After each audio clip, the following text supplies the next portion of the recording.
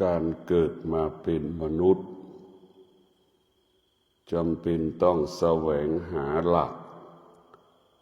ที่จะมากำกับกำหนดควบคุมชีวิตของเราเมื่อเราเกิดมาแล้วเราควรยึดหลัก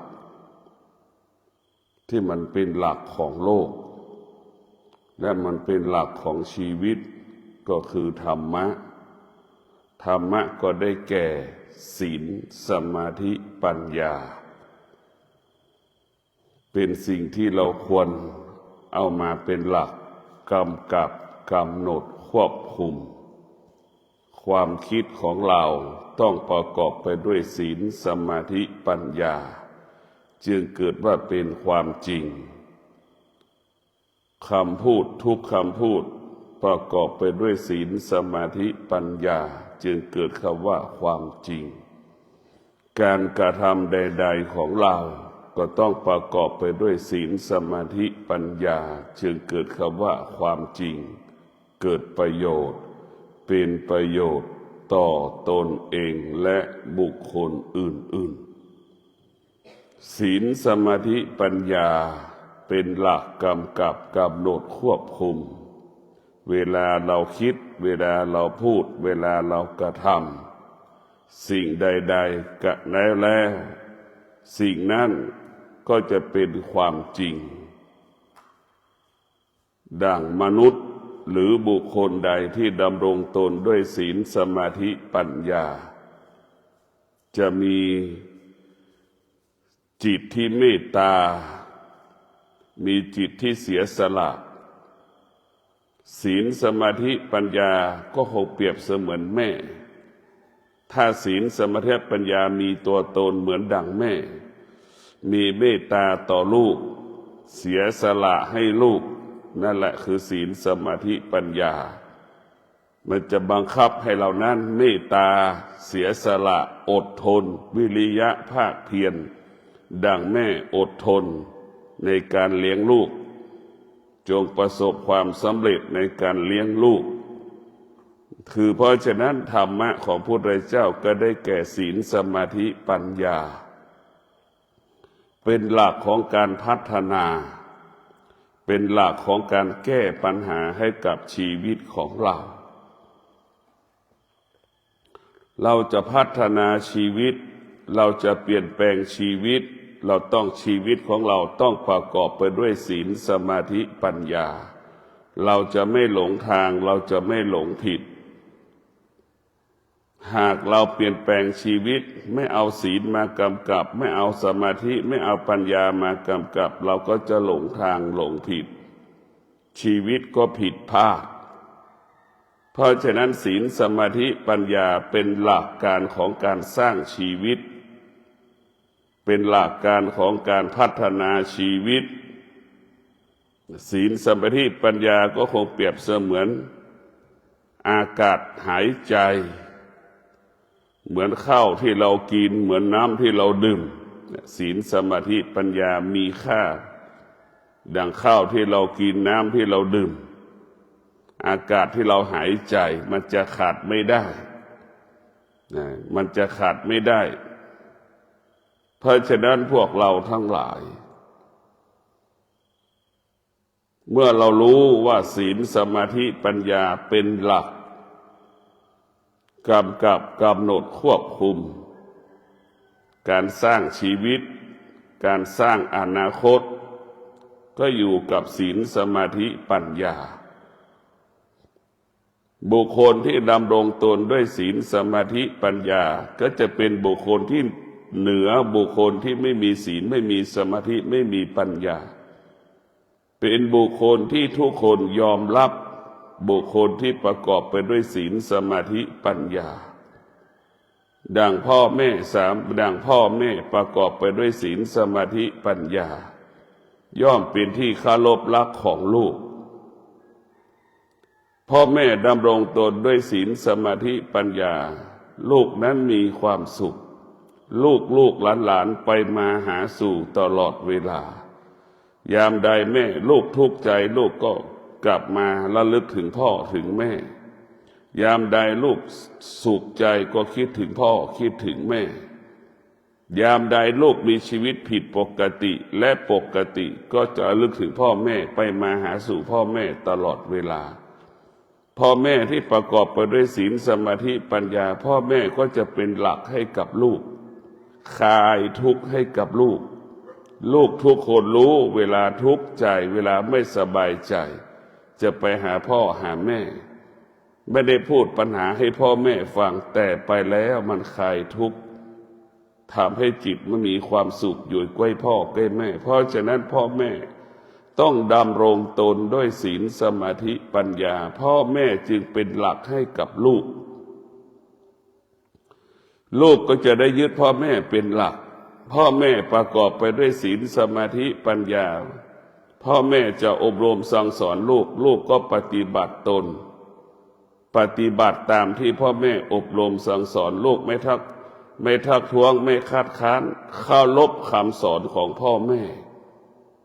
บุคคลที่ประกอบไปด้วยศีลสมาธิปัญญาจะพูดความจริงให้กับลูกตนเองจะพูดความจริงให้กับบุคคลรอบๆข้างของตนเองเพราะฉะนั้นบุคคลที่ดำรงด้วยศีลสมาธิปัญญาจะพูดเรื่องแต่ความจริงสิ่งที่เป็นธรรมความยุติธรรมความซื่อสัตย์สิ่งที่เป็นประโยชน์สิ่งที่เกิดประโยชน์ต่อตนเองและสาธารณชนเท่านั้นเพราะฉะนั้นบุคคลที่ดำรงตนด้วยศีลสมาธิปัญญาเป็นบุคคลที่เหนือคนเป็นคนที่อยู่เหนือคนจนถึงที่สุดเป็นบุคคลที่ทุกคนยอมรับดังเช่นพระบาทสมเด็จพระเจ้าอยู่หัวรัชกาลที่9ดำรงตนด้วยศีลสมาธิปัญญาดำรงตนด้วยศีลสมาธิปัญญาจึงเป็นที่ยอมรับของคนทั้งประเทศเราจะเห็นว่ากายก็งดงามวาจาก็บริสุทธิ์เวลาพูดเราก็ฟังและปฏิบัติตามเพราะฉะนั้นพระองค์ท่านดำรงตนด้วยศีลสมาธิปัญญาเวลาพระองค์ท่านคิดพูดและกระทำการใดๆจึงเป็นประโยชน์เกิดประโยชน์ดังโครงการหลวงต่างๆโครงการพระราชดำริต่างๆที่เป็นที่ประจักษ์แก่คนทั้งประเทศเป็นที่ประจักษ์แก่คนทั้งโลกพระเจ้าอยู่หัวรัชกาลที่9จึงเป็นกษัตริย์ที่เหนือกษัตริย์ใดๆบนโลกใบนี้ก็เพราะพระองค์ท่านนั้นดำรงตนด้วยศีลสมาธิปัญญาถ้าเป็นพระที่เราใกล้ที่เราสัมผัสก็คือหลวงตาบัวหลวงตาบัวเป็นพระที่ดำรงตนด้วยศีลสมาธิปัญญาพูดสิ่งใดคนก็ฟังหมดสิ่งที่หลวงปู่พูดก็ล้วนเป็นความจริงนั่นแหละเราจะเห็นได้ว่าเป็นความจริงถ้าใกล้ตัวเราอีกนิดก็หลวงปู่ทองวัดพระธาตุสีจอมทองเป็นพระบุคคลที่ประกอบไปด้วยศีลสมาธิปัญญาเกิดอาการสำรวมอินทรีย์จะนั่งก็เรียบร้อยจะกราบพระก็เรียบร้อยจะพูดจะคุยก็เรียบร้อยท่านมีสติสำรวม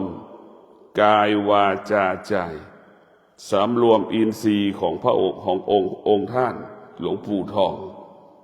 จึงเกิดอาการคำว่านิ่มนุ่มลึกสมาธิเพราะฉะนั้นพวกเราทั้งหลายหลักการของการพัฒนาชีวิตของเราพระพุทธเจ้าได้เป็นพระพุทธเจ้าก็ต้องประกอบไปด้วยศีลสมาธิปัญญาศีลสมาธิปัญญาเป็นหลักการรักษาการเป็นมนุษย์รักษาการเป็นมนุษย์เราจะเป็นมนุษย์ที่คนยอมรับได้ก็คือศีลสมาธิปัญญาเมื่อเรามีศีลมีสมาธิมีปัญญาเราไปที่ใดคำว่ากลัวไม่มีเพราะเราทำความดีมาเป็นปกติความไม่ดีเราไม่ได้ทำศีลสมาธิปัญญามันจะบังคับให้เราคิดดีพูดดีทำดีด้วยศีล ทำดีด้วยสมาธิทำดีด้วยปัญญาชีวิตเราจะเป็นอิสระดังนกบินกลางอากาศทำความดีด้วยศีลสมาธิปัญญามีค่าดังดอกไม้ที่มันบานทุกคนชื่นชมเพราะฉะนั้นพวกเราทั้งหลายศีลสมาธิปัญญาจึงเป็นหลักการพัฒนากายของเราเช่นบุคคลใดที่ดำรงตนด้วยศีลตั้งแต่เกิดดำรงตนด้วยศีลตั้งแต่เราเกิดมาจนถึงบัดนี้เรามานั่งสมาธิสมาธิก็เกิดขึ้นได้โดยง่ายที่สมาธิเกิดขึ้นได้ง่ายก็เพราะว่าเราดำรงตนด้วยศีลว่าด้วยเรื่องความดีความจริงความดีความจริงมาตลอดเมื่อเรานั่งสมาธิแล้วความดีความจริงเหล่านั้นก็ปรากฏขึ้นในใจเราจิตเราก็จะต้อนรับความดีและลึกถึงความดีที่เราเคยทำมาแล้วในอดีตมันปรากฏขึ้นที่ใจมันจะไม่แข็งใจตรงกันข้ามบุคคลที่เกิดมาแล้วล่วงละเมิดศีลเป็นอาจินวันหนึ่งเรามานั่งสมาธิจิตมันไม่สงบเพราะความไม่ดีที่เราทำไว้ในอดีตพอเรามานั่งสมาธิมันปรากฏขึ้นที่เรานั่งเวลาเรานั่งสมาธิเพราะความสงบมันจะเกิดสิ่งที่เรากระทำไม่ดีมันจะปรากฏขึ้นที่จิตใจของเราหากเรานั่งสมาธิแล้วสิ่งเหล่านี้จะปรากฏเมื่อปรากฏหากเราขาดสติเราก็จะพ่ายแพ้อาการเหตุการณ์ที่เราทำวันในอดีตมาทำให้จิตที่เรานั่งสมาธิสะเทือนหวั่นไหวตลอดเวลาทำให้เราจิตเราสะเทือนหวั่นไหวถ้าเราขาดสติท้ายสุดเราก็จะลุกจากการนั่งสมาธิเราจะไม่นั่งสมาธินี่เพราะฉะนั้นความดีมันก็เป็นเรื่องอดีตเราไม่ต้องไปยึดติดความไม่ดีก็เป็นเรื่องอดีตเราก็ไม่ต้องไปยึดติดสำหรับผู้ที่ปฏิบัติธรรมอดีตไม่มีค่าความดีก็ไม่มีค่าเป็นเรื่องอดีตทั้งสิ้นความชั่วก็ไม่มีค่าเพราะเป็นเรื่องอดีตทั้งสิ้นขนาดปัจจุบันนี้เรามีสติดำรงตนด้วยสัจจะดำรงตนด้วยสัจจะดำรงตนด้วยขันติดำรงตนด้วยวิริยะเราก็จะได้บรรลุสิ่งที่เราเห็นอย่างชัดเจนปัจจุบันนี้สำคัญที่สุดคือสติสัจจะวิริยะขันติแรงกล้าเช่นวันพระทุกวันพระเลิกกินข้าวเราจะไม่กินข้าวในวันพระเราจะเดินจงกรมนั่งสมาธิเดินจงกรมนั่งสมาธิทั้งวันทั้งคืนนี่วันพระเราจะดื่มแต่น้ำนี่เพื่อนที่ปฏิบัติด้วยกันก็จะเป็นอย่างนี้ทุกวันพระงดกินข้าวฉันแต่น้ำดื่มแต่น้ำนั่งสมาธิเดินจงกรมนั่งสมาธิเดินจงกรมนั่งสมาธิเดินจงกรมผัดเปลี่ยนกันอย่างนี้ทั้งวันถ้าหิวข้าวเมื่อไหร่ก็นั่งสมาธิเดินจงกรมนั่งสมาธิเดินจงกรมอันนี้แหละที่เราจะเปลี่ยนแปลงชีวิตของเราโดยใช้สติสัจจะวิริยะขันติฆ่าสันดานเดิมสร้างฆ่าทำลายนิสัยเดิมของเราสันดานเดิมนิสัยเดิมของเราเราต้องฆ่าและทำลายให้มันหมดสิ้นไปอะไรที่เป็นของมนุษย์เราจะปลดเปลื้องออกให้หมดอะไรที่เป็นของมนุษย์ให้เหลือน้อยที่สุดที่กายที่ใจของเราเนี่ยเรามีสติสัจจะวิริยะขันติการเปลี่ยนแปลงก็จะเกิดขึ้นกับชีวิตของเราบางคนก็ถึงวันพระก็มีสติสัจจะเป็นใบ้ไม่พูดคุยกับใคร ทั้งวันจะเดินจงกรมนั่งสมาธิเดินจงกรมนั่งสมาธิจะเป็นใบ้ไม่พูดไม่คุยนี่ก็คือการปฏิรูปตนเองนี่คือการปฏิวัติตนเองนี่คือการปฏิบัติธรรม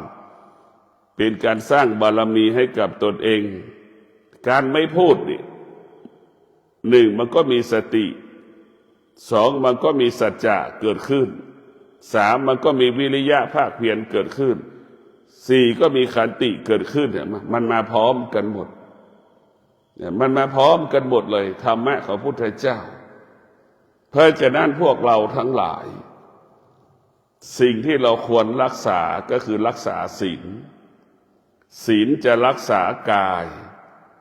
สมาธิจะรักษาจิตปัญญาเป็นผู้ปรับปรุงเปลี่ยนแปลงแก้ไขกายกับจิตให้รวมกันเป็นหนึ่งจิตของเรากับกายของเรามันเกิดความขัดแย้งกันตัวปัญญาก็จึงปรับปรุงเปลี่ยนแปลงแก้ไขให้กายของเราจิตของเรารวมกันเป็นหนึ่งเหมือนอาหารหนึ่งหม้อที่พ่อครัวแม่ครัวที่แม่ทุกคนทำอาหารเห็นไหมเอาพริกไปโขลกเอากระเทียมไปโขลกเอาข่าไปโขลกตะไคร้ไปโขลกจนถึงที่สุดเราไปทำอาหารหากระเทียมไม่เจอหาพริกเป็นเม็ดไม่เจอหาเกลือเป็นเม็ดไม่เจอน่ะรวมกันเป็นหนึ่งให้เป็นเช่นนั้นให้กายกับจิตเรารวมกันเป็นหนึ่งรวมกันเป็นหนึ่งเมื่อกายกับจิตรวมกันเป็นหนึ่งยามที่เรานั่งสมาธิก็ง่ายก็สะดวกสมาธิก็เกิดขึ้นได้โดยง่ายเพราะมันมีความพร้อมเราจะต้องฝึกเรียกว่าศีลนี่แหละจะเป็นผู้ที่ควบคุมพฤติกรรมของเราศีลจะเป็นผู้ควบคุมพฤติกรรมศีลจะเปลี่ยนแปลงพฤติกรรมการเป็นมนุษย์ดังพระพุทธเจ้าก็เป็นมนุษย์แต่พระพุทธเจ้าเป็นกษัตริย์เปลี่ยนแปลงฐานะกษัตริย์ไปเป็นนักบวชเปลี่ยนแปลงฐานะนักบวชเป็นศาสดาเอกของโลกก็เพราะศีลสมาธิปัญญานี่แหละศีลสมาธิปัญญาจึงเปลี่ยนแปลงฐานะของการเป็นมนุษย์ดังพระพุทธเจ้าดำรงตนเป็นกษัตริย์ออกจากการเป็นกษัตริย์ก็เป็นนักบวชออกจากการเป็นนักบวชและเป็นศาสดาเอกของโลกจึงเป็นที่ยอมรับของคนทั้งโลกศีลสมาธิปัญญาเป็นผู้ปรับปรุงเปลี่ยนแปลงแก้ไขยกฐานะของเราเปลี่ยนแปลงฐานะของเราเช่นคนยากจนประกอบไปด้วยศีลสมาธิปัญญาถ้าไปอยู่กับนายจ้างก็เมตตานายจ้างก็ส่งเสริมเป็นที่รักของนายจ้างบุคคลที่ดำรงด้วยศีลสมาธิปัญญามันก็จะซื่อสัตย์มันจะบังคับให้ซื่อสัตย์มันจะบังคับให้เราเกิดให้เรานั้นมีสติในรู้จักในการทำงานมันจะมีสติตลอดเวลาเพราะฉะนั้นพวกเราทั้งหลายศีลสมาธิปัญญาเนี่ยจึงเป็นหลักของการพัฒนาชีวิตเป็นหลักของการแก้ไขชีวิตชาตินี้เราไม่ต้องไปพูดถึงนิพพานแค่เราดำรงตนด้วยศีลสมาธิปัญญาชีวิตเราจะมีคุณค่าชีวิตเราก็จะมีความหมายสำหรับตัวของตัวเราเองศีลสมาธิปัญญาเป็นความจริงของโลกเป็นความจริงของโลกก็เป็นความจริงของชีวิตคนทั้งโลก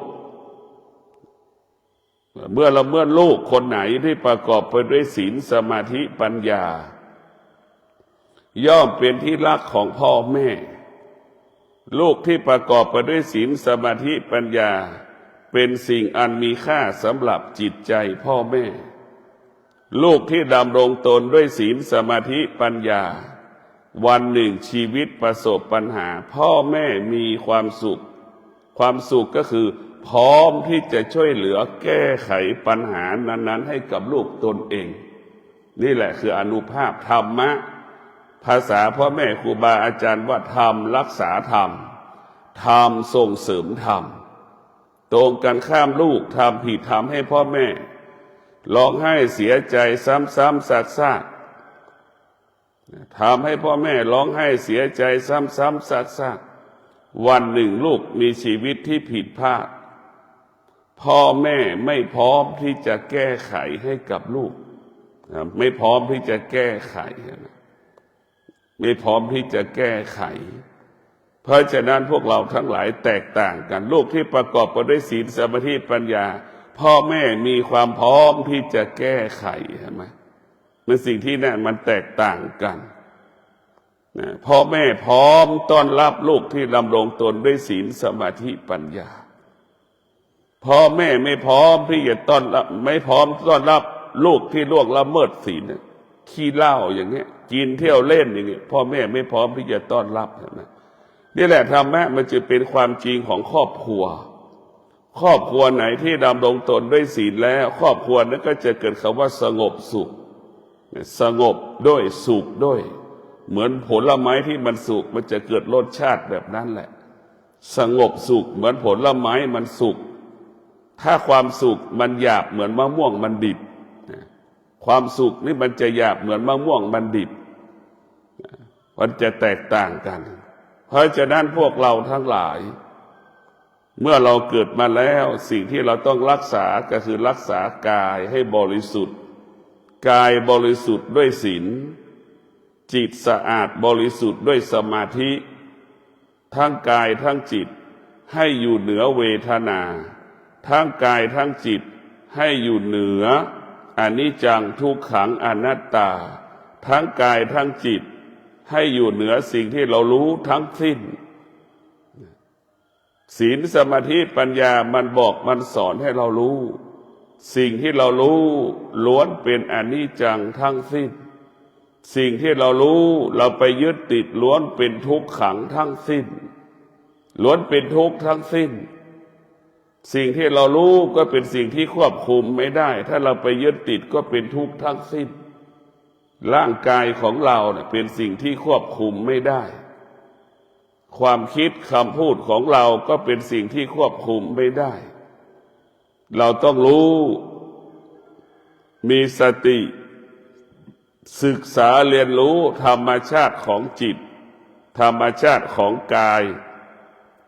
ธรรมชาติของธรรมชาติเราต้องรู้ธรรมชาติของธรรมชาติก็คือฤดูหนาวปรากฏให้มีสติรู้ว่าฤดูหนาวกำลังปรากฏความหนาวเย็นกำลังปรากฏให้เรารู้แบบนี้และเรารู้ลึกอยู่ว่าความหนาวเย็นที่มันปรากฏขนาดนี้ไม่เกิน3 ชั่วโมงพอ3 ชั่วโมงมันก็จะเบาบางลงให้เรารู้อย่างนี้อีกให้เรารู้เรื่องธรรมชาติเมื่อเรารู้เรื่องธรรมชาติ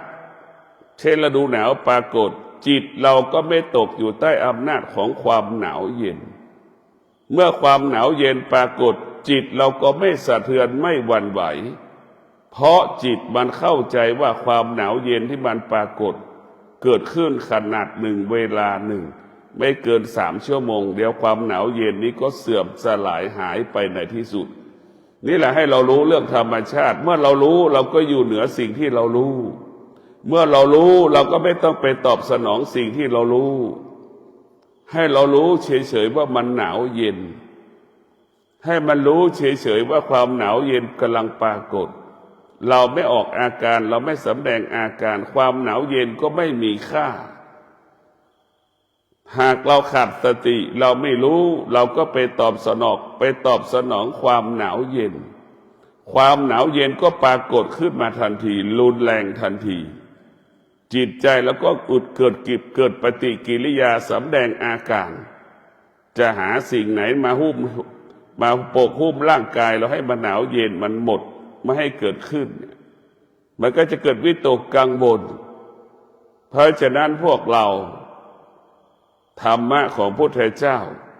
ก็คือศีลรักษากายสมาธิรักษาจิต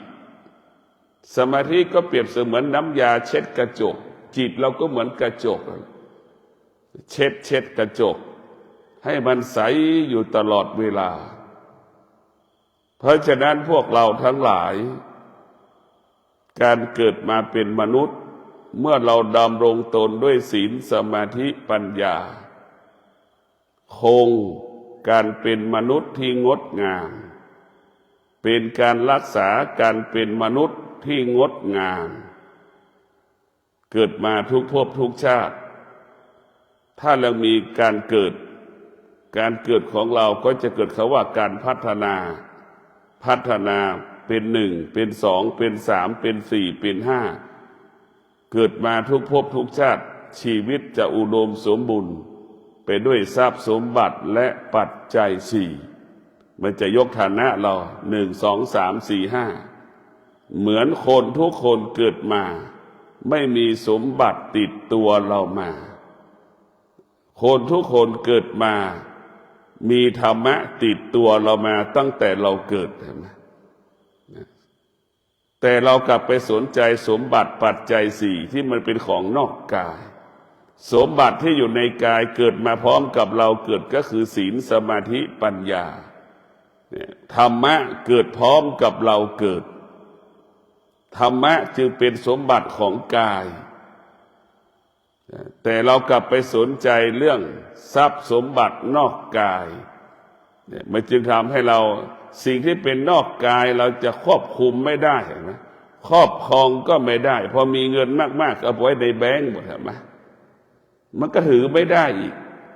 รถที่เราซื้อก็ครอบครองได้แค่บางเวลาบ้านที่เราอยู่ก็อยู่ครอบครองอยู่ได้แค่บางเวลามันไม่มีอะไรที่ให้เราครอบครองได้ในโลกใบนี้แม้กระทั่งร่างกายของเราก็ครอบครองไม่ได้และเราก็ไปยึดติดสิ่งเหล่านี้นอกกายทั้งหมดมนุษย์ทั้งหลายเราไปยึดติดสิ่งที่นอกกายไปครอบครองสิ่งที่มันเปลี่ยนแปลงไปครอบครองสิ่งที่มันควบคุมไม่ได้มันจึงเกิดคำว่าความทุกข์กับมนุษย์ทั้งระบบของโลกมนุษย์ทั้งโลกจึงหลงทางหลงผิดเพราะไปยึดติดสิ่งที่มันเปลี่ยนแปลง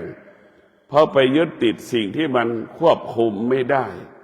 พ่อแม่สามีภรรยาลูกเป็นสิ่งที่ควบคุมไม่ได้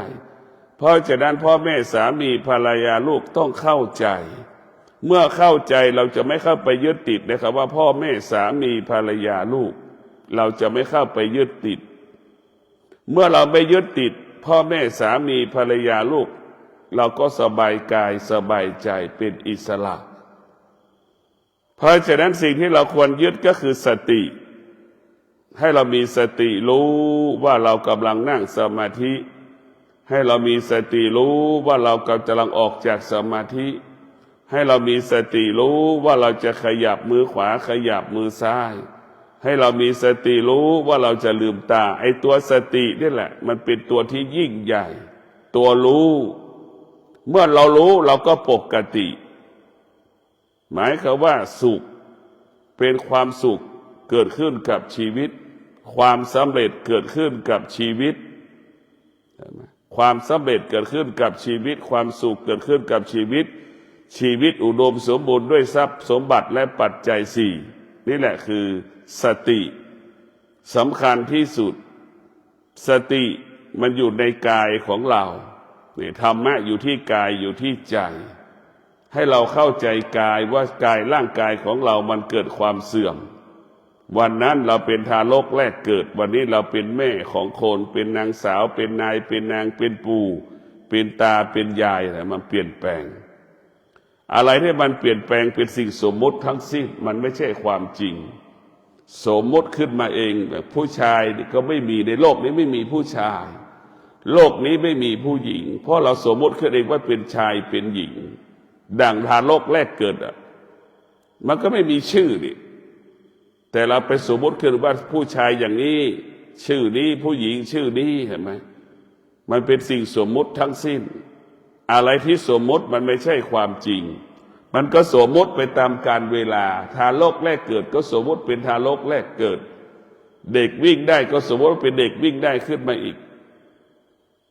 แล้วก็ใช้ศัพท์สารพัดที่เราสมมติขึ้นมาในสิ่งเดียวกันนั่นแหละสมมติจนถึงที่สุดก็เป็นปู่เป็นย่าเป็นตาเป็นยายเป็นทวดเห็นไหมนี่คือเป็นสิ่งสมมติทั้งสิ้นอะไรที่สมมติมันไม่ใช่ความจริงมนุษย์ทั้งโลกตกอยู่ใต้อำนาจสมมุติทั้งสิ้นยศถาบรรดาศักดิ์เป็นสิ่งที่สมมุติ คนที่มีเงินก็ย่อมแตกต่างจากคนที่ไม่มีเงินคนที่มีฐานะก็ย่อมแตกต่างจากคนที่ไม่มีฐานะอันนี้เบื้องต้นที่เราสมมติขึ้นไอ้สิ่งที่อยู่เหนือสิ่งสมมติก็คือคนจะมีฐานะไม่มีฐานะคนจะมีเงินไม่มีเงินคนจะมีตำแหน่งไม่มีตำแหน่งเสมอเหมือนกันหมดแก่เจ็บตายเห็นไหมเหมือนกันหมดนี่คือความจริงแต่เราไม่ได้ติดในความจริงเราไปติดในสิ่งสมมติทั้งสิ้นไอ้สิ่งสมมตินี่แหละทำให้เราไปหลงมันให้เราไปยึดติดในร่างกายของเราเราก็ไปปรุงแต่งร่างกายของเราไปปรุงแต่งหาเสื้อที่มาใส่หลักการของการใส่เสื้อผ้าก็คือปกปิดร่างกายการร้อนการหนาวนี่คือหลักการของการใส่เสื้อผ้าแต่คนทั้งโลกไม่ได้คิดว่าใส่เสื้อผ้าเพื่อปกปิดร่างกายการร้อนการหนาวนี่น้อยคนที่จะระลึกน้อยคนที่จะมีความคิดเช่นนี้ได้ส่วนมากชาวโลกใส่เสื้อผ้าเพื่อสวยเพื่องาม100%ใส่เสื้อผ้าเพื่อสวยเพื่องามเนี่ยมันแตกต่างกันนะภาษาพระว่าการใส่เสื้อผ้าแล้วก็เป็นความคิดที่ผิดแล้วใส่เสื้อผ้าเพื่อสวยเพื่องามเนี่ยผิดถ้าเราใส่เสื้อผ้าเพื่อการร้อนการหนาวการแมลงการต่อยเป็นความคิดที่ถูกต้องในภาษาพระปฏิบัติเรียกว่าสัมมาทิฏฐิกับมิจฉาทิฏฐิคนที่ใส่เสื้อเพื่อสวยเพื่องามเป็นมิจฉาทิฏฐิเห็นผิดคนที่ใส่เสื้อผ้าปกปิดร่างกายกันร้อนกันหนาวเป็นสัมมาทิฏฐิเห็นความถูกต้องว่าที่สุดเสื้อผ้าใส่แค่ปกปิดร่างกายกันร้อนกันหนาวเท่านั้นดังเช่นคนอีกคนหนึ่งกินข้าวเพื่ออร่อยก็เป็นมิจฉาทิฏฐิอีกการกินข้าวของเราอีกคนนึงกินข้าวเพื่อให้มันอิ่มไอ้คนกินข้าวเพื่ออิ่มนี่ก็คือเป็นสัมมาทิฏฐิคือตามความเป็นจริงมันก็จะแตกต่างกันคนที่ไปกินข้าวเห็นไหมโรงแรมหรือสถานที่บางสถานที่นี่โซนนี้เป็นเศรษฐีมากินข้าวกัน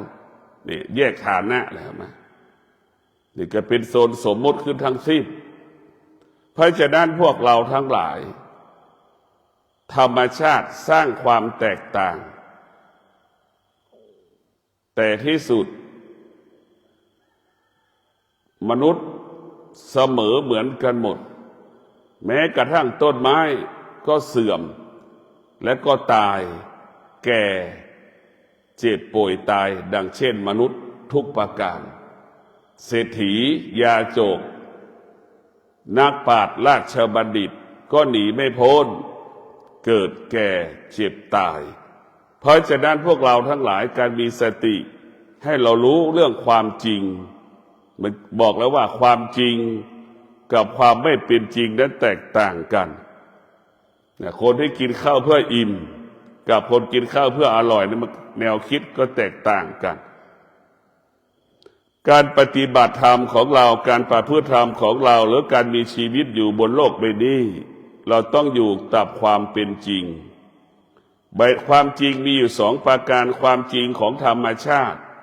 กับความจริงของธรรมะมันแตกต่างกันธรรมชาติก็หมายถึงต้นแม่น้ำป่าไม้ภูเขาก็เป็นธรรมชาติร่างกายของเราเกิดแก่เจ็บตายก็เป็นธรรมชาติแต่ธรรมะบอกสอนให้เรารู้เรื่องธรรมชาตินอกกายและในกายของเรานอกกายและในกายของเราธรรมะก็คือปัญญาบอกสอนให้เรารู้ว่าธรรมชาตินอกกายได้แก่แม่น้ำป่าไม้ภูเขาสิ่งเหล่านี้เกิดขึ้นตั้งอยู่ดับไปเปลี่ยนแปลงและแปรสภาพไปตามกาลเวลาเป็นภายนอกปัญญามันก็บอกมันก็สอนให้เรารู้เรื่องธรรมชาติของชีวิตเช่นเราเกิดมาเพื่อแก่เกิดมาเพื่อเจ็บเกิดมาเพื่อตายสิ่งเหล่านี้มันเป็นลำดับจนถึงที่สุดทุกคนก็ตายเหมือนกันหมด ธรรมะมันก็บอกแล้วก่อนที่เราระหว่างที่เราจะแก่จะเจ็บจะตายให้เรามีสติดำรงตนด้วยศีลสมาธิปัญญานะแก่ของเราก็จะมีคุณค่าเจ็บของเราก็จะมีคุณค่าคนเจ็บเวลาเจ็บมีคุณค่าแบบไหนแก่มีคุณค่าแบบไหนเวลาคนแก่ประกอบไปด้วยศีลสมาธิปัญญาเวลาเราแก่แล้วคนรอบข้างก็มีความสุขที่จะดูแลคนแก่กับคนที่มีศีลสมาธิปัญญาเวลาคนเจ็บที่ประกอบไปด้วยศีลสมาธิปัญญาคนรอบข้างก็มีความสุขที่จะดูแลคนที่เจ็บป่วยถูกไหมอันนี้แหละคืออานุภาพของศีลสมาธิปัญญาระหว่างที่มันจะตายมันก็จะมีคนมาดูแลอย่างดีนี่แหละแก่ศีลสมาธิปัญญาเป็นแก่ที่มีคุณค่าระหว่างที่มันจะแก่จะเจ็บจะตายน่ะมันจะมีคุณค่าและมีความหมายคนรอบข้างมีความสุขที่จะดูแลความแก่ของเราดูแลความเจ็บป่วยของเราระหว่างที่เราจะตายหลังที่เราตายเขาก็ยังระลึกถึงเรามีความสุขมีความพร้อมที่จะมอบความดีงามเบื้องหลังการตายของเราอีกเราจะเห็นได้พ่อแม่ครูบาอาจารย์แต่ละรูปเห็นไหมที่ปฏิบัติดีปฏิบัติชอบมีคนดูแลอย่างดีนั่นแหละอานุภาพแก่ด้วยศีลสมาธิปัญญาเจ็บระหว่างที่มันเจ็บเราก็ประกอบไปด้วยศีลสมาธิปัญญาเห็นไหม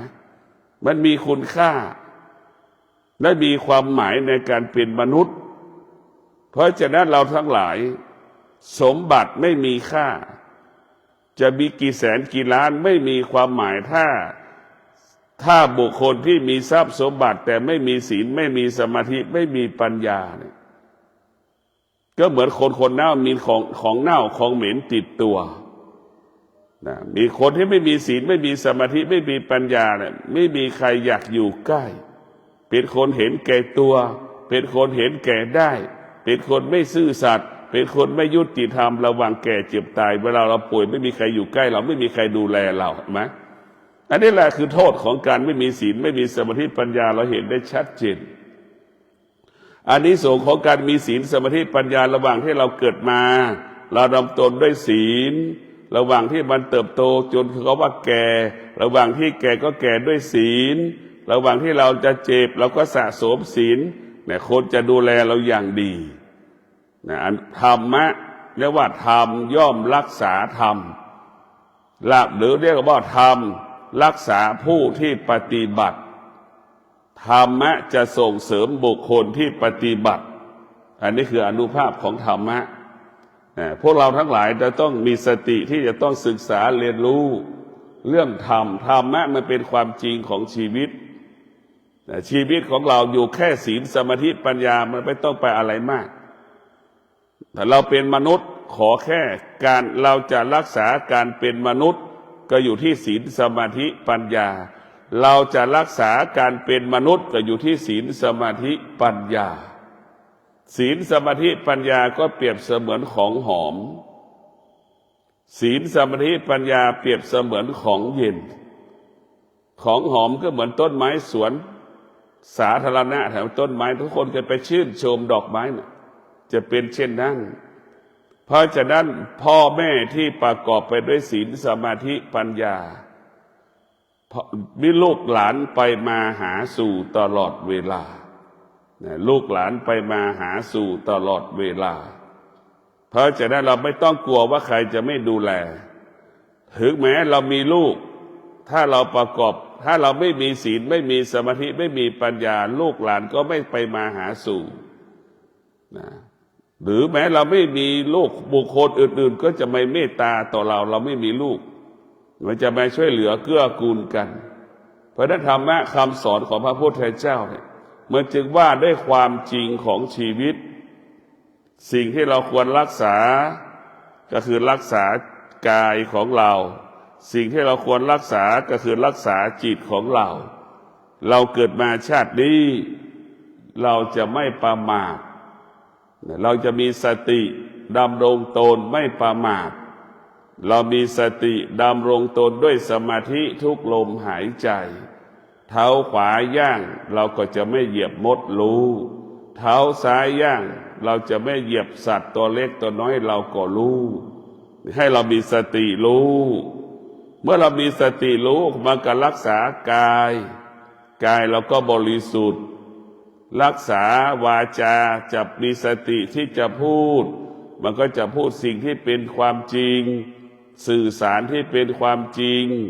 คนฟังก็มีความสุขเราพูดก็มีความสุขเพราะเราสื่อสารมีสติที่จะพูดมีสติที่จะคิดมีสติที่จะทำที่มันเป็นแก่นเป็นหลักของความดี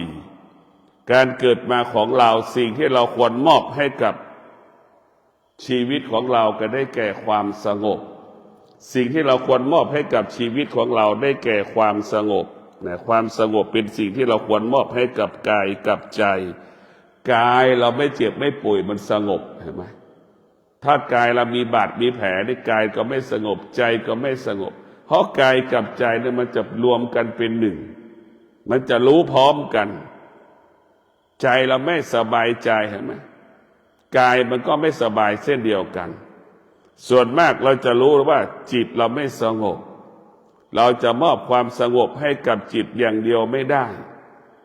กายของเราที่สุดมันก็ต้องการความสงบจิตของเราที่สุดมันก็ต้องการความสงบความสงบเป็นสิ่งที่มีค่าความสงบเป็นสิ่งที่มีความหมายสำหรับที่จิตงอกงามด้วยศีลสมาธิปัญญาจึงเห็นค่าว่าความสงบเป็นสิ่งอันประเสริฐเป็นสิ่งที่มีค่าเพราะฉะนั้นผู้ที่ดำรงตนด้วยศีลสมาธิปัญญาจึงรู้เรื่องธรรมะว่าเป็นผู้